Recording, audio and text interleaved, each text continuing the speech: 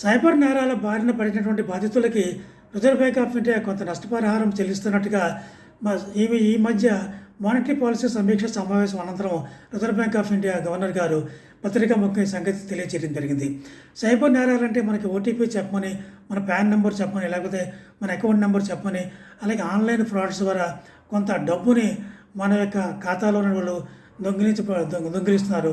ఇటువంటి మొత్తంలో 85% కానీ, గరిష్టంగా 25,000 రూపాయలు కానీ, రెండిట్లో ఏది తక్కువైతే ఆ మొత్తాన్ని ఆ బాధితునికి నష్టపరిహారంగా రిజర్వ్ బ్యాంక్ ఆఫ్ ఇండియా ఆ బాధితునికి చెల్లిస్తుందని చెప్పడం జరిగింది.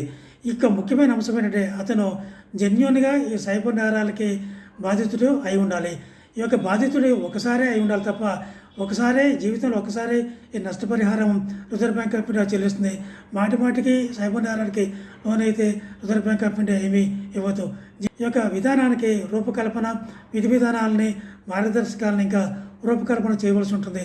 2-3 నెలల్లో ఈ యొక్క విధి విధానం రూపకల్పన చేస్తే, ఈ యొక్క పాలసీ అమల్లోకి వస్తే మధ్య దిగువ తరగతి చెందినటువంటి చాలామంది బాధితులకి 25,000 రూపాయల గరిష్టంగా వారి అకౌంట్లోకి జమ చేయడము కొంత ఉపశమనంగా మనము భావించవచ్చు.